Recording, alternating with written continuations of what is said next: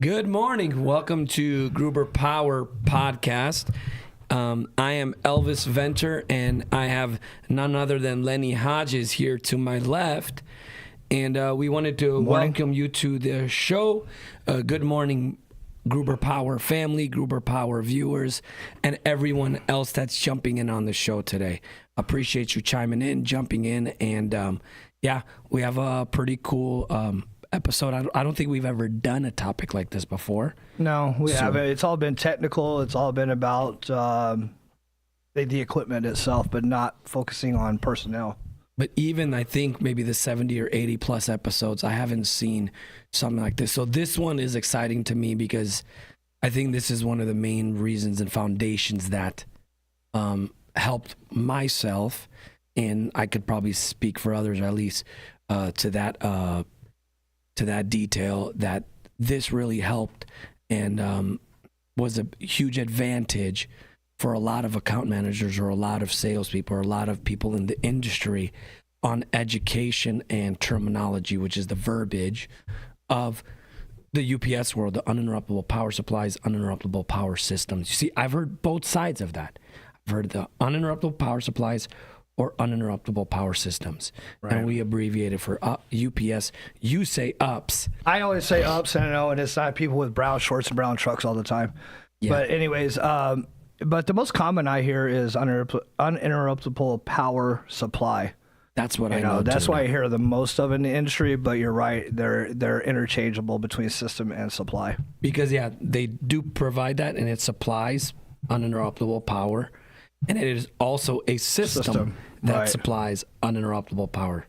So, before we kind of jump in and get our feet wet on the topic at hand and the subject, we wanted to jump into Did You Know? We already have, and I'm going to constantly chime in on the comments. We have Claude Dixon. Good morning, gentlemen. Yes, good morning, Claude. Thanks for jumping in. Claude is out this week. That's why I'm filling in.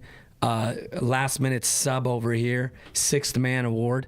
So I jumped in on that, and Claude is not here this week, and he'll be back next week from my understanding, and appreciate him for really jumping into this and taking it by the horns and revamping, I would say, the podcast, and it's shown a lot of progress, and it's been really fun to watch it again and to get back in. So appreciate everyone that is making this possible, from the people watching, from our production crew, from Jesse, Cass, and even that one guy, Aaron. Appreciate all three of them. They really go above and beyond. Appreciate Pete on this and everyone that makes this possible. So appreciate you, Claude. He says, thanks for stepping in. I don't mind it for the right reasons. Gruber Motor Company looking good. Appreciate all of that. Twin Mom said, nice intro. Yeah, I gave Cass an idea and she ran with it a little bit too much. And I was like, are you freaking kidding me? She literally put a picture of me that I wasn't aware of, and I wish she would have asked me, because I would have given her a little bit of a better one. You didn't want to do this, I like pranking you. Yeah, that was a great prank, because it was from the episode when we were doing the whole protective, the PPE, and all that gear. No, it was not YMCA. I wasn't auditioning for a spot on there. But anyways, that was hilarious, the intro. But not per my recommendation. But anyways, I still appreciate it. Got a good kick out of it. Yeah, good morning, Jack. Jack Seeley's on, another new hire for the last few months. And this guy is really passionate, really learning a lot, hitting the ground running. And he's a very ambitious human being and really going for it. So I think for a lot of our employees, a lot of customers, a lot of partners and vendors, this is going to be a great episode because it's going to be very educational, and it gives us a lot of tips and a lot of tools to utilize in educating yourself in the terminology in the power world. We also have a few other people. Appreciate you jumping in. Flander, boy, do you guys have Riello systems out there? I do. I've not have heard of that UPS in my life. I've never heard of that Riello. system either. I know a few different brand names, but I haven't. I know Empire. I know Pillar. I know some of those, or Minuteman or Stako, but I'm not aware of the Riello systems. Now I'm intrigued, so I'm probably going to go look that up when I get off the show. Twin Mom, it was perfect. It's perfect. Yeah, for you guys, because you guys got a kick out of it. But we did want to kick off the show with a Did You Know? So, our Did You Know is the following question is, what were the top countries and which are the top 10 countries that work the most in an annual year? And we have top 10, and we wanted to kind of open up the floor to anyone to guess what are the top 10 countries that work the most. If it's U.S., if it's a different country in Europe. Well, you know it's going to be China's going to be one of those. China's in the top 10 of everything, it seems like. Don't know yet. Japan. But there are top 10 countries that work the most. And I believe at a certain point we fit in that mix to a certain extent, and we are in the top 10 in the U.S. But I was actually surprised. I thought we would be higher above in the totem pole, but we're not. But yeah, if there's any guesses for the top 10 or top countries that work the most, number one makes total sense, and they are very hardworking group of people, the hardest in my opinion too. So now let's hit off. In the meantime, while you guys start rattling off top 10 countries or number one, number two that work the most, I want to hit a few of the other comments. He said, I've been doing the UPS thing in South Africa for 25 years. Interesting to see what systems you work with, mainly APC I. Wow, that's a fantastic, I never knew. That's great, and that is amazing to see that. Yeah, different countries do have different brands and manufacturers and OEMs. And yes, for us in the U.S., APC, Eaton, Liebert are the three main big ones, and you could throw Toshiba and Mitsubishi in there. But that is amazing to see. That's why it makes sense. I've never heard of that because that is in South Africa. Good morning to Grant Mobel, a new hire in our team for the last week and a half or so. Him and his son-in-law, James, very ambitious, ready to go. New employees on the account management side. Good morning to you, Elvis and Lenny. Thank you for last week's training. He was amazing. Oh, Flander Boy, another one. It's Italian as the day is long. The old Aro system. Okay, so Riello is an Italian manufacturer brand, and it sounds like it's an updated version of the Aro system. I did not know that, but now I'm interested just to learn about it and to kind of have another idea of a different UPS, even though it's outside the U.S., so it would have a little bit of a different it'll have a different type of configuration. No, we actually do have one system that's from the 1990s that we still maintain. And we're actually able to modify it for overseas also. Okay. So who do you think is the number one hardest country in the world? And I already did the slide, so I don't. Okay, I can't do it. Jesse, Cass, Aaron, who do you think? And I'm opening this up to the viewers as well. Who do you think number one, number two, number three? Let's see if we can take a guess in there of South Korea. South Korea, number one. They are very hardworking people. I spent 2 years there.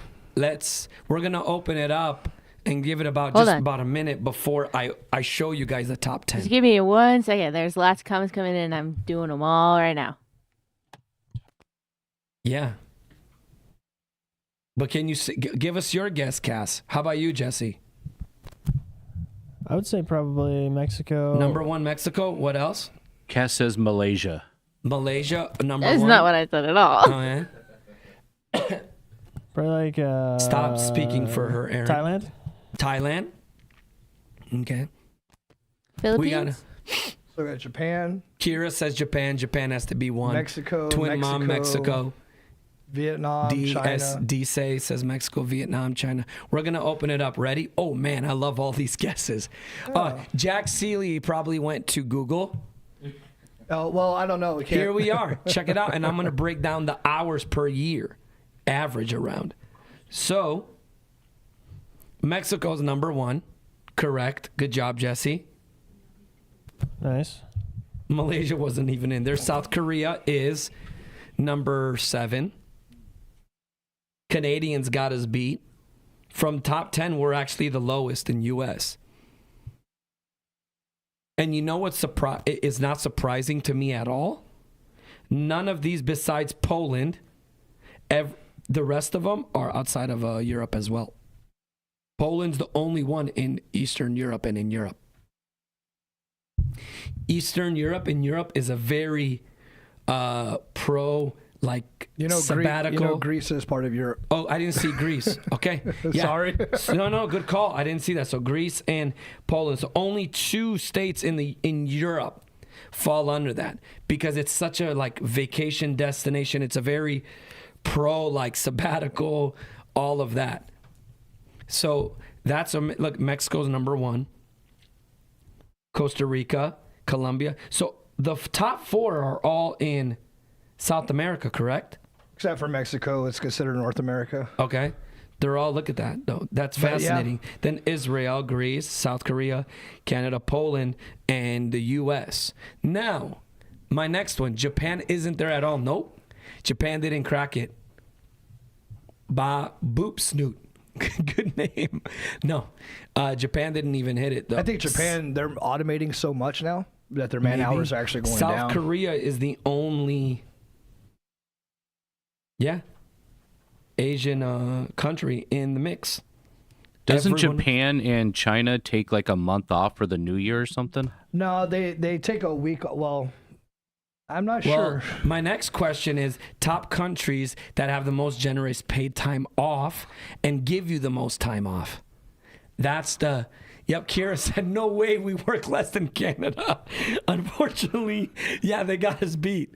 The Canadians, I know, I thought we would have at least had the Canadians. They have a lot of oil fields up there. Yeah, but Canada's got us beat.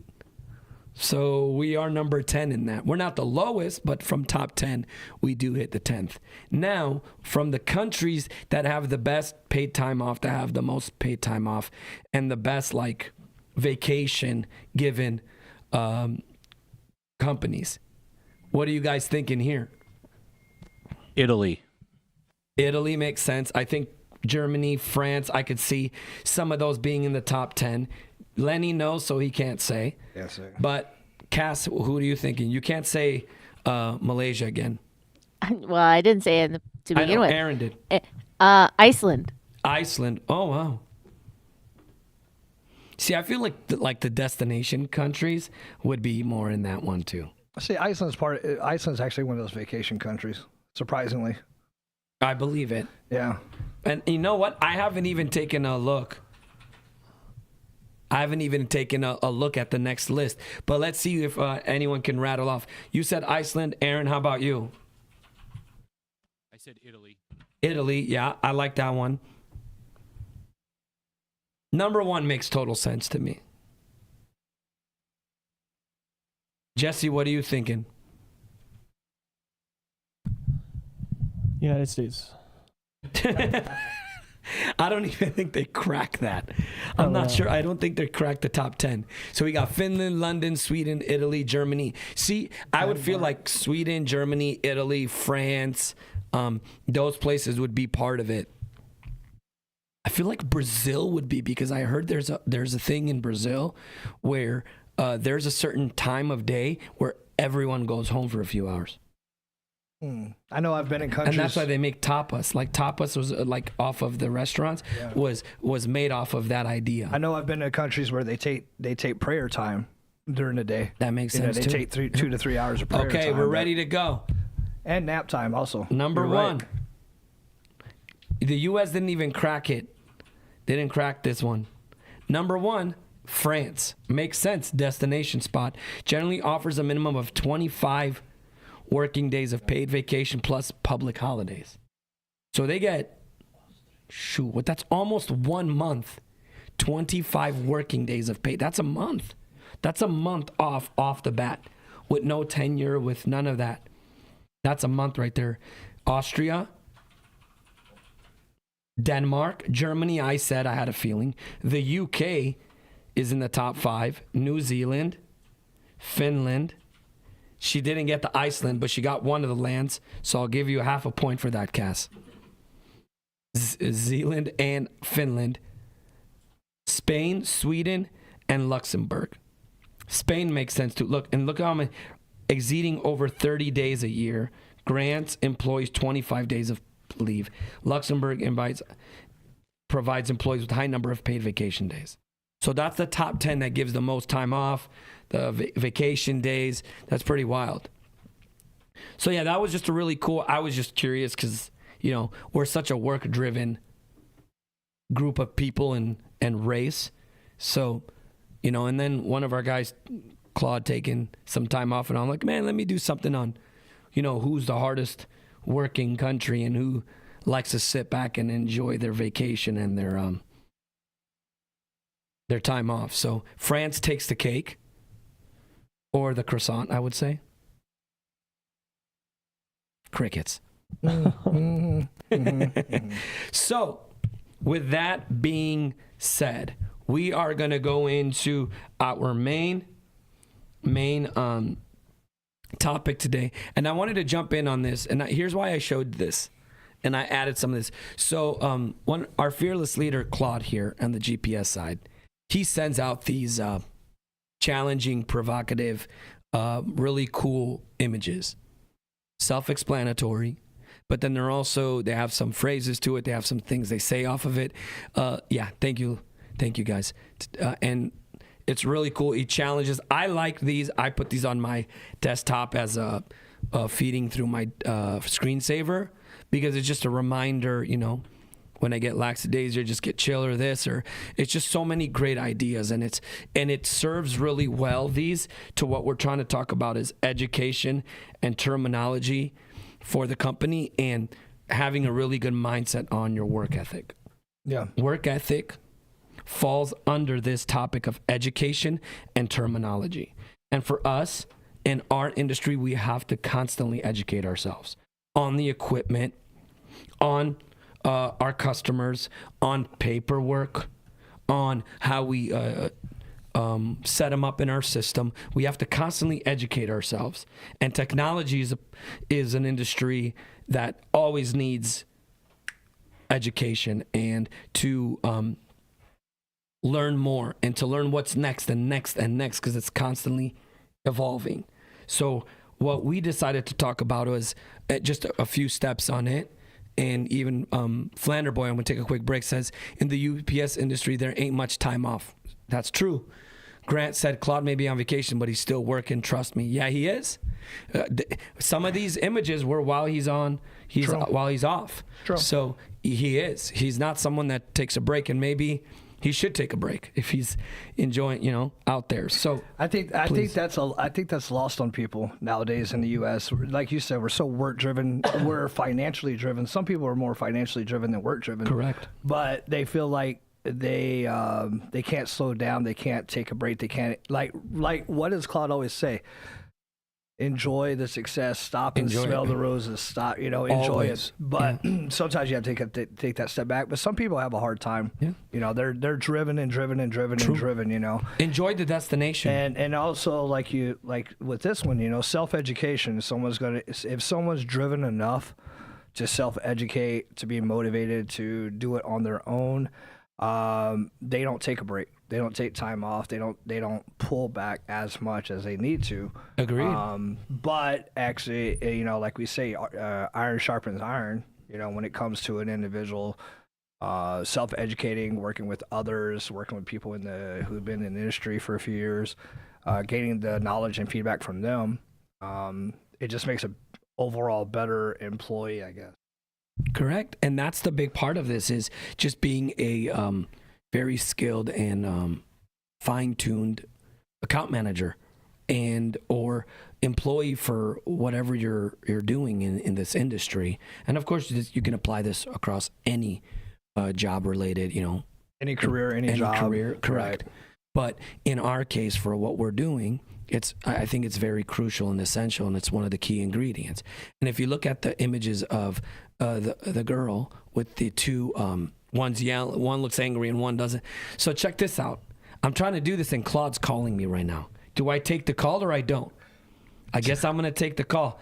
That was rhetorical. I'm just going to go ahead. Claude, you're literally calling me while I'm on the podcast? Am I in trouble?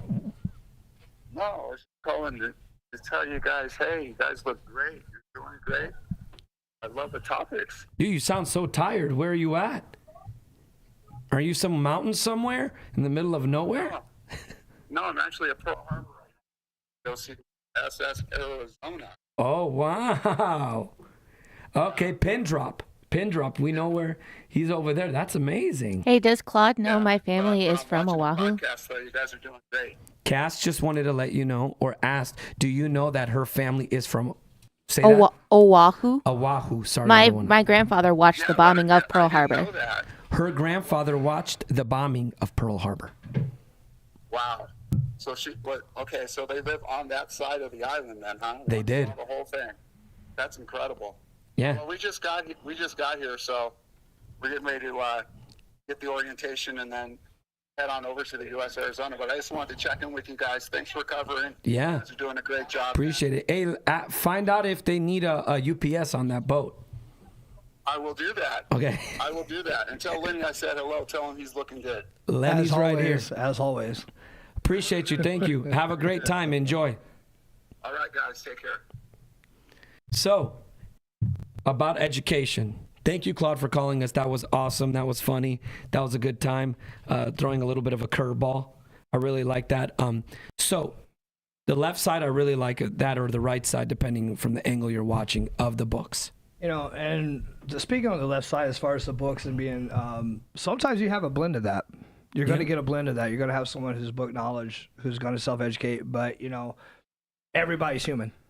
Correct. Everybody's human. Everybody has emotions. Emotions can come out at any time. So, you know, to say one side's better than the other, you know, it's a if you can find a happy medium between the two, Totally agree. and kind of blend it, because emotions are going to always come about self-education. Correct. If you know, so you just got to find that middle ground between the two. And this is important, self-study to that other image over there, self-study. And that comes with research. And our first point for this is research. And a lot of good opportunities you have here at Gruber is, first of all, factory manuals. You can go find them on Google, but we do have a drive where if you go start researching and digging through, you will find manuals on manuals from all types of equipment. From an APC, Liebert, we have them all available. So one thing is the factory manuals, the troubleshooting manuals, the installation manuals, the specification sheet manual, the dimensions. All of that is very important as you learn. And it's really cool. Kira was looking at something today and she said, man, I remember, she made a quick comment, which was really cool to hear. She said, man, I remember when I used to look at this stuff and it was all like Greek and it was all confusing to me. Now it's starting to make sense because she's exposing herself to these and she's reading these manuals more and more and more. Larson does that really well. To self-educate. There's more people here that do it. And if I don't name drop you, doesn't mean you're not doing it. But you can tell the ones that are doing it, learning it, and absorbing that. The YouTube videos that we have, we took time, Claude, myself, and Pete, and we have a lot of YouTube shorts on our channel where you can go, and we're literally, it's very educational because we're looking at equipment, parts, many things that this industry offers that we support and that we supply. Tutorials, YouTube videos, I always say that too. Reading manuals, all of that is really important. Yeah, there's information at your fingertips 24/7 nowadays. You know, before the evolution of the internet and everything, you know, the .com boom, you didn't have that readily available. You know, everything's hard copy, everything's library, everything's, you know, I have to seek it out, I have to call someone. Now you have information 24/7 at your fingertips. You go on Google and boom. So it's you pop it in. You know, and you know, for example, if you're self-educating and you got a question, the best time to answer that question is right there while you have the question still in your mind. Go on the internet, look it up at that point, or make a phone call. Don't wait. Don't put it off. Just do it right then. Yep. Be proactive. That's another one. Exactly. Be proactive. You know, take that extra step. Take that initiative yourself. Look into things. Be eager. Ask questions. That's one Claude always says. We have resources here. We have people that you can ask. We may not all know it, but one person might know this, the next. Because there are people that I always talk to here in our group. Think of it this way. We're a big puzzle. Yep. Everybody brings a piece to that puzzle. Not Correct. Everybody knows everything. You might be missing a corner. You might be missing a middle piece or whatever. But everybody brings something to the table.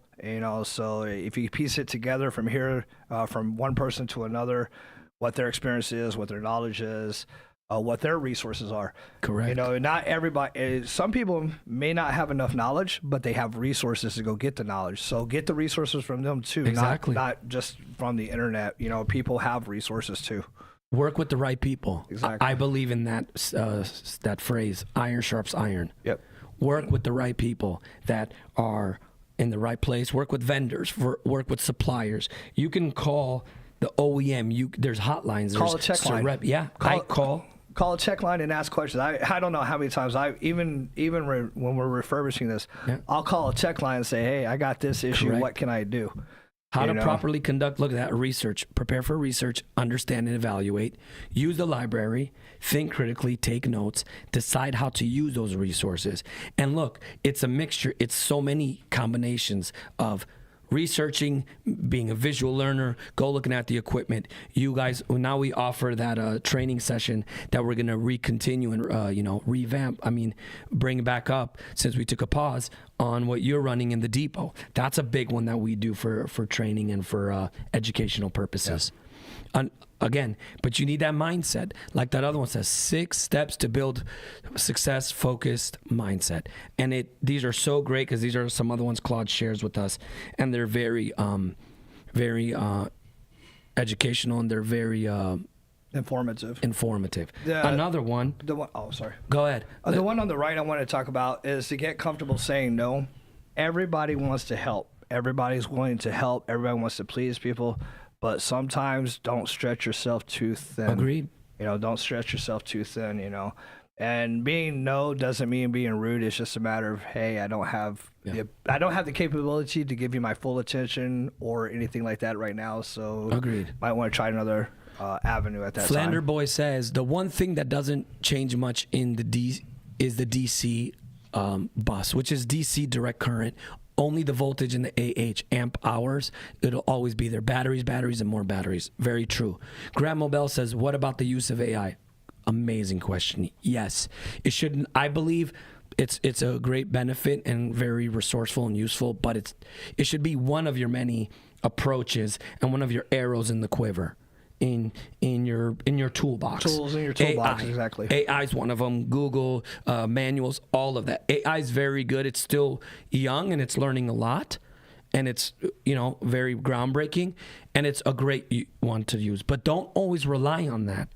What if something goes down, you don't have access? What if you're in a place where there is no internet access and you can't get on AI? So it's good to have that, but make sure you're absorbing it and taking it in. That's why we still need landline phones. Exactly. I was on a site last week that when we went there was a complete dead zone, and we couldn't research certain things. And I really like this one, the employee engagement and the motivation, because this goes to the culture we have here at the Gruber and Gruber Power Service, the GPS side of we promote fast growth, and Claude and people within it, they promote that fast growth, and it's very encouraging when Claude puts all these great opportunities to promote that. So the environment's really important of self-education too. Is it conducive for it? Huge exactly. one. Kira Scheffler says showing up when it's hard is so important. Even if you don't have 100% to give, you're trying to make a difference. That's great. That's a great point. Now, after the self-education, which we just kind of ran through them just a little bit, nothing too in-depth, but we just spoke a little bit on it. The next thing we're talking about is terminology and verbiage. And terminology and verbiage is huge because I get caught up in it, and a lot of us do as well. And the terminology and the verbiage is very key for our industry. And for example, clear communication is a really proactive and very beneficial approach to have clear communication. Use the right words. I know someone like myself and Lenny, we get caught up in using the short words, acronyms, and we'll talk in many different quick, just I need a UPS. I need a PCB. I need a PM on this, or I need 2 PMs. I need a B, cap instead of capacitors. We get just varying our verbiage. But with our customers, with our employees, at times we want to take that time to slow it down and use clear communication, reduce misunderstandings. So will lead to fewer errors. Try to reduce the steps of doing something. If you can do it in 1 to 2 steps instead of 7, that's another way. And make sure the communication is both ways, not one-sided. Correct. On that too, also. Streamline knowledge transfer. We have a great approach, even with our verbiage, even with our education. Another great tool for Grubers, we have our service reports. Our service reports, if you go read that, it'll show you if you're trying to figure out what batteries go into a unit. I've utilized that, and I've showed a few people in the company of they're like, I don't know how many batteries go in this unit. And I'm like, man, I think it goes like this, but let's go to a FSR report. Again, I'm using the field service report, right? The field service report. And let's see. And that's a great tool that we have that we can also educate ourselves. And now we know that in a Liebert, it goes 40 batteries. Or in another unit, it goes this much or this much. I have right now a Mitsubishi, and I know it gets 30 batteries, because guess what I did? I read the field service report, and I knew which batteries and how much. Mm-hmm. So the field service report is a fantastic tool to utilize to know more about the equipment and educate yourself. Right. And in there, there's verbiage there's terminology. But for us, we want to be very clear and with our customers. Because some customers, I've talked to them like, dude, I know exactly what you're talking about. I know a lot about UPS. I've been doing this for X amount of years. Great. Some will be like, hey, I'm calling for the UPSs. Like, yeah, we already do shipping. I'm like, oh, I meant the uninterruptible power supply, the uninterruptible power systems, things like that. So clear terminology and clear communication is important. Right. And I'm going to rattle off right now. And while I rattle these off, I want to see if you guys can guess what these mean in their full explanation per the words. What does, like we were talking, like a little bit pop quiz, what does UPS mean? Here's a snapshot of a manual. And guess what? The next page over to it is the table of contents. This is an easy way to learn about the unit, to learn about what you're providing, and if a customer asks questions on it. And it's a really useful one. Jesse, you can throw the normal backdrop now. I'm done with that. Yep. And what we want to rattle off, and I want to see if you guys can guess on some of these acronyms. What does the UPS mean? What does OEM stand for? What does CAPS stand for? Spec sheet. What's a PCB board? What is an IGBT? That's a part. What is the PM that we reference at our companies on the service side? And we already said, what is a FSR? And another one, what is a startup? Because we say it's a startup, but what entails of a startup? And also PM, I've also, in the industry, they also will call it a PMI, which is... what's a PMI? Well, PM is preventive maintenance, but PMI is a preventive maintenance inspection. Okay. See? So you'll hear that in the industry also. Yeah, I've also heard on our side ICPM, which is the initial, I'm not even sure, the initial contract, or I forgot what the C stands for. But someone can help me on that. But again, what does the IGBT, what does the PCB, what does the UPS, what does the CAPS, all of that. Because we use those shortage. PDU in the back, we see UPS, what's PDU stand for? All those things mean something. So sometimes it's good to say that exact thing when I'm explaining to my customer if they need that. An MVP. That one I don't know. I'm sorry. Oh, I almost got you. No, I didn't. Dude, I got excited. I was like, class is in session. Oh, okay. We'll start. MVP. Okay, great. Look what we have. Jack Seeley, uninterruptible power supply. Jack, you get an A. Twin Mom, capacitor for cap. Yes. Graham Mobile, learning over here. PM is preventative maintenance. What is an MVP? what is a PDU and what's an OEM stand for? I want to see if anyone, I'm going to give 1 minute on the floor and we're going to wrap it up for the day. Because we did about 35 minutes and I want to call it for the day. Oh, yep. Flander boy. Oh, that is, yep. Isolated gate bipolar transistor is the IGBT. For the parts, that's what it is. He might have looked it up, or with 30 years in the game, he probably knows it off the top of his head. But that's what an IGBT is. And it is a specific part, and it has a specific substance on it. And it kind of, I think, even acts like a heat sink with that. There's variations. You have I'm a large not as IGBT, familiar with the technology of it, but I know what it is. Yeah, you have your large IGBTs that are not module, and you have IGBTs that are on a PCB, which is a component level. DC offset, that's a great one. But DC stands for direct current. Mm-hmm. So DC offset, that's another great one. But no one's answered the MBP, no one's answered the PDU, and no one's answered what OEM is. And we reference that term OEM all the time. OEM is a big one we always utilize. What do you guys think, the production team, what do you guys think PDU stands for or OEM? I can't remember what the E stands for, but OEM to me is like original manufacturer part. Okay, you're getting there. Well, you added an extra letter. Yeah, I know. Like I said, I can't remember what that E stands for. So it's original equipment manufacturer. So they're the original manufacturer on that item. Original equipment manufacturer. How about PDU? Power distribution unit. I was gonna say unicorn. Unicorn, that too, but they're pretty common, so they're not that rare. These are more of a common request. And how about MVP? How about MVP? That's my role here. MVP is most valuable player. No. You changed the letter and said MVP. Oh. It's MVP. Oh. Yeah. And if we're voting for MVP, buddy, you're not on that list yet. Neither one of us are. No, I didn't say I was, but Aaron's always trying to take over. That's a Packers fan for you. Yeah, exactly.